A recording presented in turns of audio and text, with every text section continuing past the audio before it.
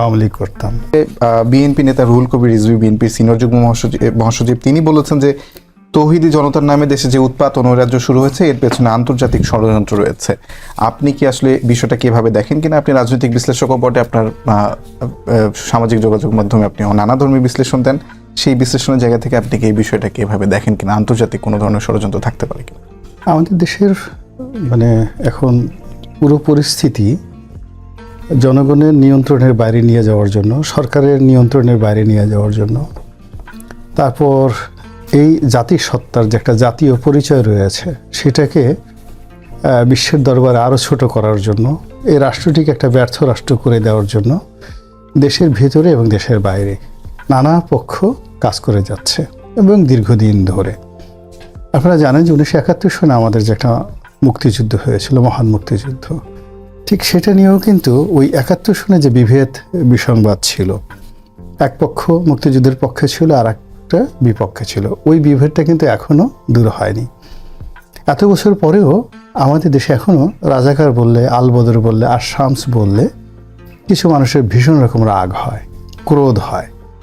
এখনও কিছু মানুষ স্বপ্ন দেখে যে আমরা বোধহয় পাকিস্তানের সঙ্গে যদি থাকতে পারতাম আমাদের বোধহয় অনেক ভালো হতো। তরুণ প্রজন্মের মধ্যে একটা বিরাট শ্রেণী গড়ে উঠেছে যাদের বয়স 30-এর নিচে, এবং এরা সবাই উচ্চবিত্ত পরিবারের সন্তান, লন্ডনে আমেরিকাতে পড়াশোনা করে। তারা বাংলাদেশে যখন ফিরে আসছে এরা এতটা পুরো ইসলামিক হয়ে পড়েছে, ভীষণ রকম পুরো ইসলামিক। এটাকে আপনি কি বলবেন? এখন তো এই শব্দগুলো ব্যবহার করাও রীতিমতো ঝুঁকিপূর্ণ আমার মুখ দিয়ে।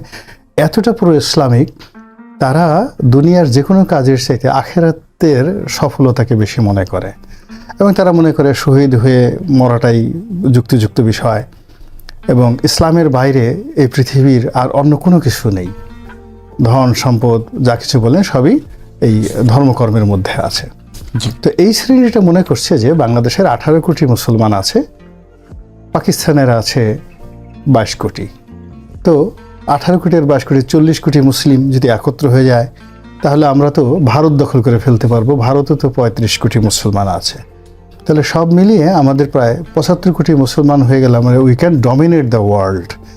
তো এইরকম ধনীদের পরিবারে, শিক্ষিতদের পরিবারে হাজার হাজার তরুণ এই বিশ্বাস নিয়ে এমনভাবে চলছে যে আপনি যদি এদের বিরুদ্ধে কোনো কথা বলেন এবং এখানে যদি ফান্ডামেন্টালিজম, জঙ্গিবাদ, পাকিস্তান এই শব্দগুলো উচ্চারণ করেন, আপনার টুটি চেপে ধরে আপনাকে ওই যে কবরে যেভাবে ওকে লাশটা ওকে অপমান করেছে, তো ও আপনাকে আগে করবে কি টুটি চেপে ধরে মারবে, মারার পরে কবরে পাঠাবে, কবর থেকে বের হয়ে আবার আপনাকে পাড়াবে, মৃত্যু লাশের। এইরকম একটা উত্তপ্ত অবস্থা বিরাজ করছে আমাদের এই সমাজে, তরুণ রক্ত টকবক করে ফুটছে। দুর্ভাগ্যজনক হলো সত্যি যে আমাদের যে রাষ্ট্রশক্তি অর্থাৎ রাষ্ট্রের যে অর্গানগুলো আছে তারা এই বিষয়গুলোর ব্যাপারে সচেতন নন, বা কেউ কেউ যদি সচেতন থাকেনও তারা আন্তরিক নন যে এই জিনিসগুলো কিভাবে সমাধান করা যায়। আর এই মুহূর্তে যারা রাষ্ট্র পরিচালনা করছেন, প্রধান উপদেষ্টা সহ তার অন্যান্য যারা লোকজন রয়েছেন, আমার কাছে মনে হচ্ছে না যে তাদের কথা কর্মে কোনো ধারাবাহিকতা আছে, এবং আমাদের যে মৌলিক সমস্যাগুলো রয়েছে এই রাষ্ট্রের, সেই মৌলিক সমস্যাগুলো তারা চিহ্নিত করে এগুলো সমাধান করার ব্যাপারে কোনো কার্যকর পদক্ষেপ নিতে পেরেছে। এই যে লাশের উপরে যে নিষ্ঠুরতা, এটা আমি আমার জন্মে কখনো দেখিনি, কোনো সিনেমাতেও দেখিনি।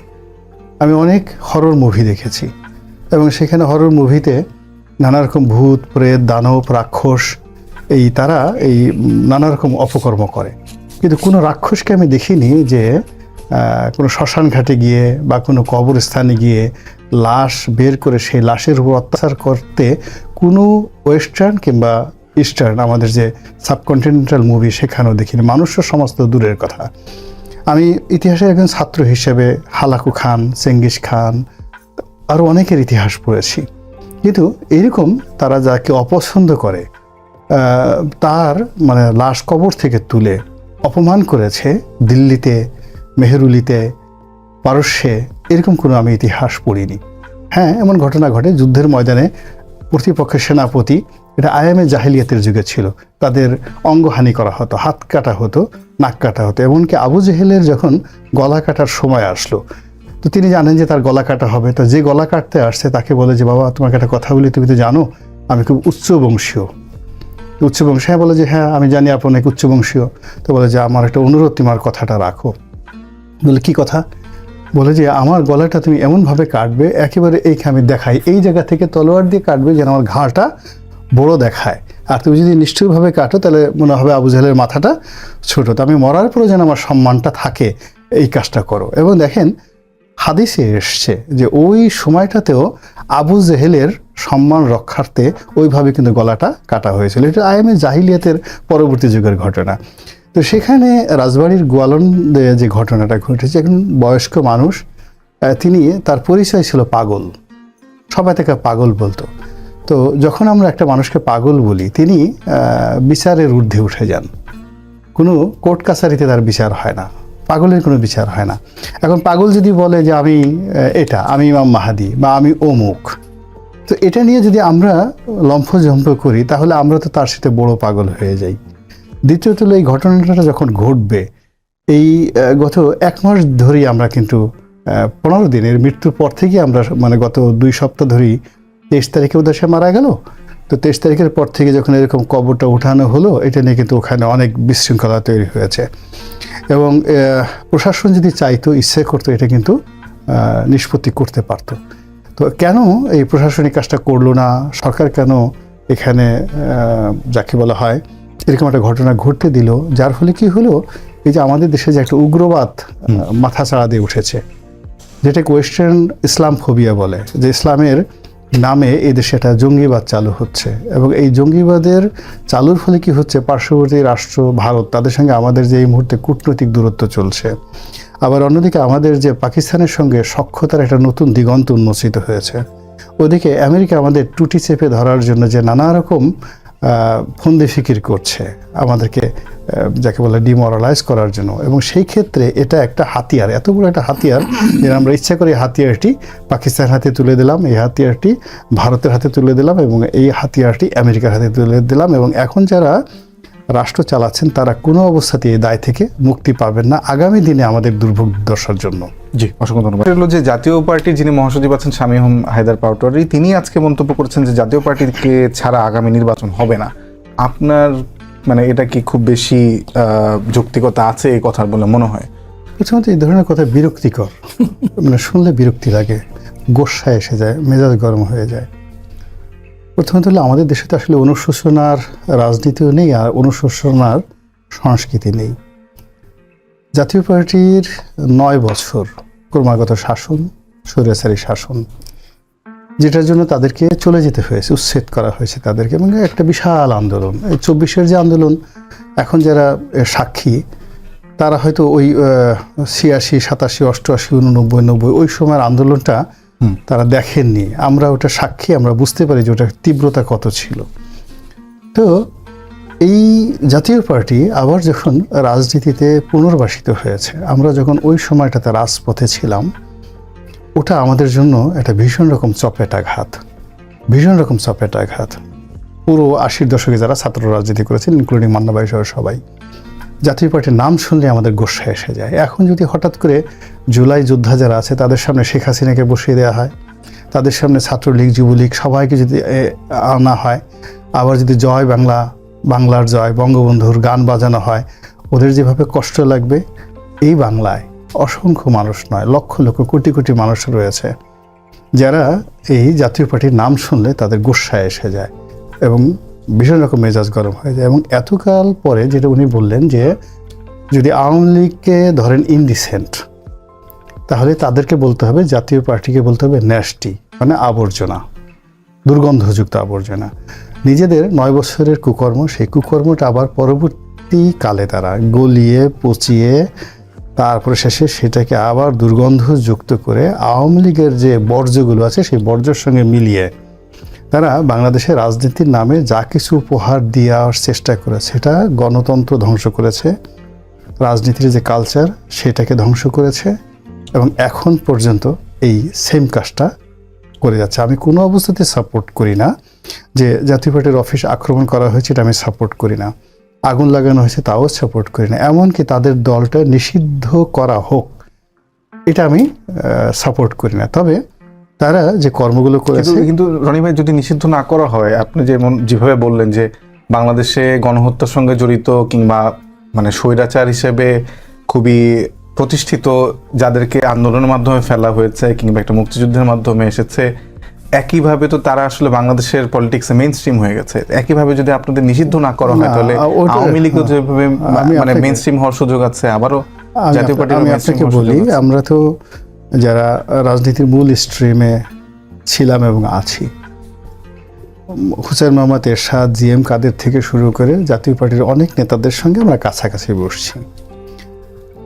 তাদের সঙ্গে বসতে গিয়ে আমাদের কখনোই নিজেদেরকে ইনফেরিয়ার মনে হয়নি। আমাদের সামনে কিন্তু তারা এখনও কথা বলতে পারে না। আমরা যেটা মনে করি, রাজনীতিটা যদি ওপেন হয়, তারা তাদের কথা বলবে, আমরা আমাদের কথা বলবো। কথা বলার মাধ্যমে জনগণ সিদ্ধান্ত নেবে কারা ভালো। এবং আমরা এই যে নিজেরা যাকে বলা হয় অন্তর্দ্বন্দ্ব করে জাতীয় পার্টির জন্য যে স্পেস করে দিচ্ছি, সেই স্পেস করে দেওয়ার ফলে আজ জাতীয় পার্টির পক্ষে অনেক মানুষ কথা বলার চেষ্টা করছে। যেমন ধরুন, এক ভদ্রলোক, আমি তাকে নামও জানি না, সম্ভবত রংপুর অঞ্চলের আঞ্চলিক নেতা জাতীয় পার্টির। এখন তিনি আওয়ামী লীগের ক্লিন ইমেজের লোকজনদেরকে মনোনয়ন দিতে চাচ্ছেন। আপনি চিন্তা করেন এটা কত বড় একটা দুঃসাহস। এখন এক সময় তো মান্না ভাই আওয়ামী লীগ করতেন, আমি আওয়ামী লীগ করতাম। এখন আমাকে আওয়ামী লীগের, আমার তো ইমেজ ক্লিন আছে, মান্না ভাইয়ের ক্লিন আছে, তা আমাকে জাতীয় পার্টি মনোনয়ন দিবে। আপনি চিন্তা করেন, এর সাথে আমাকে হেমলোক পানে আমাদের দুইজনেরই গলাগলি ধরে কারণ বাজারে বসে একসাথে বিষ খেয়ে মরা উচিত। এই কথা আমরা বাংলাদেশে বসে শুনছি। কিন্তু রনি ভাই, আপনি তো এটা মাঝে মাঝেই বলেন, আপনার মুখ থেকে শুনেছি যে যারা মানে পলিটিক্স করে, তাদের তো এটা পলিটিক্স আসলে মজ্জাগত বিষয়, সে পলিটিক্স থেকে আর বের হতে পারে না। এখন যেহেতু আওয়ামী লীগ যারা করেছে, তাদের তো আওয়ামী লীগের এখন দলটা নাই, তারা তো পলিটিক্সটা তো চালাই যাবে কোনো না কোনো ভাবে। জাতীয় পার্টি তো তাদের জন্য একটা সেফ অপশন না, মানে এখানে জাতীয় পার্টি সেফ অপশন হয় না। এখানে মূল ব্যাপারটা হলো, একটা বাঘ, সুন্দরবনের বাঘ, সে ধরেন বাংলাদেশ থেকে মাইগ্রেট করে ভারতে চলে গেল, কথা সে কিন্তু বাঘ হিসেবেই যাবে। সে ভারতে গিয়ে বা অন্য জঙ্গলে গিয়ে সে কোনো অবস্থাতে ইঁদুর বা চুহা হয়ে সে যাবে না, বা খরগোশ হয়ে যাবে না। তো আপনি এখানে রাজনীতি করতে আসছেন, এটা ষষ্ঠী তৎপুরুষ সমাস, রাজার যে নীতি সেটাকে রাজনীতি। তো আগে তো আপনাকে রাজার মতো অ্যাটিটিউডটা অর্জন করতে হবে, ইউ আর এ কিং। তারপর শেষে রাজার নীতিগুলো কি, সেই নীতিগুলো চর্চা করতে হবে।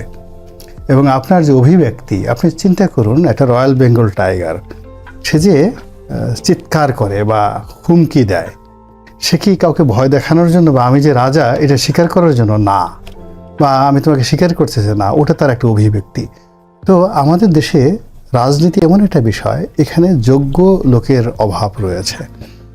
আর এই যোগ্য লোকের অভাব রয়েছে এই কারণে যে বিভিন্ন সময় চাপিয়ে দেওয়া অনেক কিছু। আপনি এই সময়টাতে দেখেন, জুলাই আগস্ট বিপ্লবের পরে এমন অনেক দৃশ্য আমরা এই দেশের লোকজন দেখছি যেগুলো আমরা দেখতে চাই না।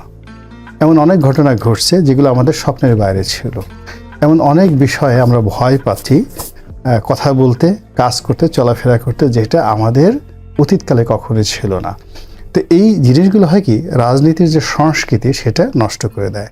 মান্না ভাই যেটা বললেন যে আমরা সবার জন্য রাজনীতি উন্মুক্ত করে দেব, এবং একটা রাজনৈতিক দলকে যদি আমাদের পরাজিত করতে হয়, আগুনে পুড়িয়ে নয়, নীতি দ্বারা, আদর্শ দ্বারা, বক্তব্য দ্বারা, প্রচার দ্বারা, প্রোপাগান্ডা দ্বারা।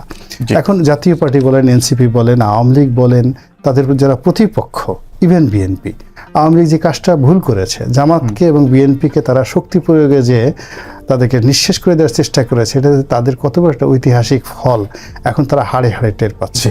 সেই দিক থেকে আমি মনে করি এটা কোনো সমাধান নয়। আমি এখন আসলে তিনটা বক্তব্যকে এক করে প্রশ্নটা করতে চাই। সেটা হলো যে আপনাদের দুজনের কাছে এই প্রশ্নটা থাকবে, সিমিলার প্রশ্ন। সেটা হলো যে জাতীয় পার্টির শামীম হায়দার পাটোয়ারী মহাসচিব, তিনি তার বক্তব্য আবারও উদ্ধৃত করছে। তিনি বলেছেন যে সরকার মব নিয়ন্ত্রণ করতে পারে না, সেই সরকার নির্বাচনের জন্য প্রস্তুত নয়। আবার বিএনপির স্থায়ী কমিটির সদস্য মির্জা আব্বাস দাবি করেছেন যে নির্বাচনকে বানচাল করতে মাজারে হামলা সহ চলমান ঘটনাগুলো ঘটানো হচ্ছে। আর এদিকে আসিফ মাহমুদ উপদেষ্টা, তিনি বলেছেন যে যারা ডিসেম্বরে নির্বাচন চেয়েছিল তারাই এখন নির্বাচন বানচালের ষড়যন্ত্র লিপ্ত, তাদের উদ্দেশ্য আসলে আওয়ামী লীগকে পুনর্বাসন করা। এই তিনটি মন্তব্যকে নিয়ে আপনাদের দুজনের আমি আসলে মন্তব্য শুনতে চাই। আমি শুরু করি। আমার একটু যাওয়ার তাড় আছে, সেটা আপনাকে বলে করে দিলাম। যদি সম্ভব হয় এটা বলবার পরে যদি আমি যেতে পারি। প্রথম কথা হচ্ছে যে প্রথম মন্তব্যটা করেছেন আপনি শামীম হায়দার পাটোয়ারী। আমি তার মন্তব্যের প্রায় কাছাকাছি। সম্পূর্ণ বলবো কিনা জানি না, ওটা একটু বোঝার ব্যাপার আছে। মব নিয়ন্ত্রণ এখন করতে পারিনি, কিন্তু সামনে আরও 5 মাস 4.5 মাস আছে, এখন থেকে চেষ্টা করলে পারবে। কাজে এখনই কনক্লুসিভ করে রিমার্ক করছি না, কিন্তু যদি আলটিমেটলি এই পরিস্থিতি হয় যে সে মব নিয়ন্ত্রণ করতেই পারে না, তাহলে ভোট কীভাবে করবে? এটা তো কোনো সাধারণ মানুষও বুঝতে পারে। মব ঢুকে গেল, ভোটের বাক্স নিয়ে চলে গেল, নিয়ন্ত্রণ করতে পারছে না, তো ভোট হবে কীভাবে? এটা খুব সহজ কথা, কিন্তু এই প্রশ্নের দরকার লাগে না। আমি এরকম দেখি যে এই সরকারের কথা মতো পুলিশও চলে না। একটু আগে আমি চট্টগ্রাম বিশ্ববিদ্যালয়ের কথা বলছিলাম, যে তো অত বড় ঘটনায় পুলিশ যাই নাই, পরে গেছে, যে কোনো কারণে হোক গেছে। তো পরে গেলে তো হবে না, ভোটের বাক্স নিয়ে যাওয়ার পরে গেলে কোনো লাভ আছে? আমাদের দেশে তো ব্যালট বাক্স ছিনতাই করার ইতিহাস বহু আছে, এখানেও হতে পারে আছে, সেরকম না। অতএব ওইটা একটা বড় প্রশ্ন, আমি সেটা মনে করি। কিন্তু এর প্রেক্ষিতে যারা মির্জা আব্বাস যে কথা বলেছেন, সেইটা হলো, এটাকে আমি রেটরিক মনে করবো, অথবা এক ধরনের রাজনীতির যে মানে ডেমাগগি আছে, ডেমাগগি শব্দটাও ঠিকটা, মানে এটাও এক ধরনের ব্লেম গেমের মতো আর কি। আপনি তো ডেফিনিট নন, মাজার আক্রমণ করছে যারা, তাদের মাজার সংক্রান্ত কোনো একটা ফিলোসফি থাকতে পারে, which may be mad, totally A mad dogma হতে পারে। সেটা দিয়ে তার নির্বাচন বন্ধ করা না করার আইডিয়া আপনি নাও পেতে পারেন। কিন্তু যদি যারা করেছে আপনি ইনভেস্টিগেশন করে বের করতে পারতেন যে এই একটা গ্রুপ যারা নির্বাচনে বিশ্বাসই করে না, অথবা যাদের গত 1 বছরের তৎপরতায় মনে হচ্ছে যে তারা নির্বাচন বানচাল করতে এটা করেছে, তাহলে আপনি এটা বলতে পারেন। এছাড়া আমি অনেকে একজন জনসভার বক্তা বা জননেতারা যেরকম বক্তৃতা করেন, এইরকম বক্তৃতাই মনে করছি, তার বাইরে আমি অন্য কিছু মনে করতে পারছি না।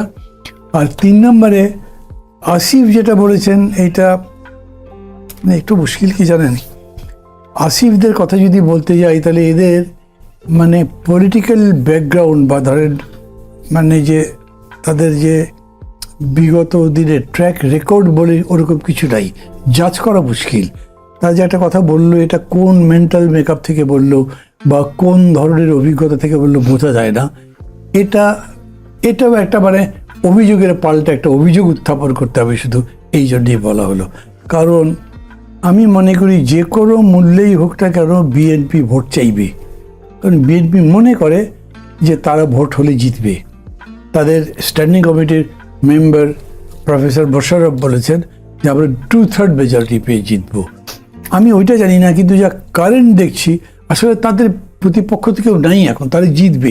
তো তারা বহু কথা মেনে নিয়ে ভোট করবে, মনে করবে যে ভোটের পরে দেখবো কী করবে, পার্লামেন্ট ইজ সভরেন, আমরা পার্লামেন্টের মেজরিটি থাকলে অনেক কিছু করে ফেলতে পারবো। তাদের এই ট্রেন্ড বা তাদের বলে না, যে কোনো পার্টির এরকম ট্রেন্ড হয় স্বাভাবিক, যে এই ঝগড়াকে অ্যাভয়েড করে যায়। যেমন নোট অফ ডিসেন্ট দিচ্ছে, আমরা কিন্তু কোনো দায়িত্ব নিচ্ছি না, তার মানে আমি যখন পার্লামেন্টে যাব তখন আমার সুবিধা মতো এটার উপরে যা চর্চা করতে হয় সেটা করব। সেই জন্য ওই রকম অভিযোগেরও কোনো মানে আছে বলে মনে হয় না। এত বড় একটা গুরুত্বপূর্ণ বিষয়ে আমি খুব হালকাভাবে আচরণ করা হয়েছে। জি, অসংখ্য ধন্যবাদ মান্না ভাই, আপনার নিশ্চয়ই ব্যস্ত আছে, আপনি বলছিলেন চলে যাবেন, আপনাকে এতক্ষণ আমাদের সঙ্গে থাকার জন্য অসংখ্য ধন্যবাদ। আমি একই প্রশ্ন উল্টা দিক থেকে আসলে করতে চাই, আসিফের মন্তব্য থেকে আপনি শুধু শুরু করেন, আমাদের হাতে 2 থেকে 2.5 মিনিট আছে সময়। আপনি যদি বলেন যে আসিফ যে মন্তব্যটা করেছে যে যারা ডিসেম্বর নির্বাচন চাচ্ছিল তারা এখন আসলে নির্বাচন বানচালের ষড়যন্ত্রে লিপ্ত। আমি আসলে এখানে যারা বক্তব্য আপনি যে 3 জনের কথা বললেন, তাদের কাউকে মেনশন না করে যেটা রিয়েল বাস্তবতা সেটা বলার চেষ্টা করছি। এখানে এই মুহূর্তে ক্ষমতার যে বলয়গুলো রয়েছে, অর্থাৎ ক্যান্টনমেন্ট, দ্বিতীয়ত হলো বিএনপি, তৃতীয়ত হলো ডক্টর মোহাম্মদ ইউনূস এবং তার যারা সঙ্গী সাথী। তো এই যে ডক্টর মোহাম্মদ ইউনূস এবং তার সঙ্গী সাথীর মধ্যে এনসিপি আছে, জামাত আছে, এটা ওপেন সিক্রেট যে তাদের মধ্যে একটা অ্যালাইড ফোর্স রয়েছে যারা যে কোনো মূল্যে চাচ্ছে যে নির্বাচনটা যত বেশি প্রলম্বিত হবে তত বেশি তাদের লাভ হবে। তো এটা নিয়ে নির্বাচন প্রলম্বিত করার জন্য এই প্রথম থেকেই 5 বছর থাকবে ডক্টর মোহাম্মদ ইউনূস, তার সরকার বারবার দরকার ইত্যাদি নানা রকম ন্যারেটিভ তারা শুরু করে যাচ্ছে। এগুলো 1। 2 নম্বর হলো যে বিএনপি, যেটা মান্না ভাই বললেন যে বিএনপি মনে করে যে নির্বাচন হলেই তারা 2/3 সিট পাবে। আমি তো প্রথম থেকে বলে আসছি যে তারা তো 280টা সিট কম করে পাবেই, বাকি 20টা সিট তারা দেবে কি দেবে না এটা তাদের সিদ্ধান্তের উপর নির্ভর করবে। এর কারণ হলো আমাদের দেশে সবাই তেলা মাথায় তেল দেয়, যার মাথায় তেল আছে। তো স্থানীয় প্রশাসন থেকে শুরু করে সব জায়গাতেই পথ ঘাট মাঠ সব বিএনপি নেতাদের দখলে, ঢাকা শহর থেকে শুরু করে সারা বাংলাদেশে। এখন কম্বাইন্ডলি আমরা হয়তো জামাতকে শক্তিশালী মনে করছি, চরমোনাইকে কোনো কোনো এলাকাতে শক্তিশালী মনে করছি ঢাকা শহরে, কিন্তু নির্বাচনী এলাকাতে আপনি যদি 3টি আসনে বিভক্ত করেন, বাংলাদেশের কোনো একটা এলাকাতে বিএনপির কোনো একটা প্রার্থীকে চ্যালেঞ্জ জানানোর মতো ক্ষমতা বাংলাদেশের কোনো রাজনৈতিক দলের নেই। তো সেই দিক থেকে বিএনপি একটা মাইল্ড অবস্থা নিয়ে গেম খেলে খেলে সবাইকে নির্বাচনের মাঠে নিয়ে যেতে চাচ্ছে, এবং এটা অ্যাজ আর্লি অ্যাজ পসিবল। তো এখানে সেনাবাহিনী যে ডিসেম্বরের মধ্যে, অর্থাৎ 2025 সালের ডিসেম্বরের মধ্যে নির্বাচনের একটা ডেডলাইন দিয়েছিল, ওটা বিএনপির জন্য খুবই সহায়ক ছিল। কিন্তু বিএনপি সেটা না করে লন্ডন বৈঠকের পরে তারা নির্বাচনটিকে যেভাবে ফেব্রুয়ারি মাসে নিয়ে গিয়েছে, এটা বিএনপির মধ্যেই মতদ্বৈততা আছে যে এটা বিএনপির জন্য একটা ব্লান্ডার হয়েছে, একটা ভুল হয়েছে। এবং তার প্রেক্ষিতে কি হচ্ছে, এখন নানা রকম মতদ্বৈততা, নানা রকম নির্বাচন পেছানোর যে ন্যারেটিভগুলো আসছে, আপনি পক্ষে বলেন আর বিপক্ষে বলেন, যাই বলেন, সবকিছু আসলে নির্বাচনটাকে অনিশ্চিত করে তুলেছে। অসংখ্য ধন্যবাদ আপনাকে ধন্যবাদ। আপনাকে অসংখ্য ধন্যবাদ আমাদের সঙ্গে এতক্ষণ থাকার জন্য।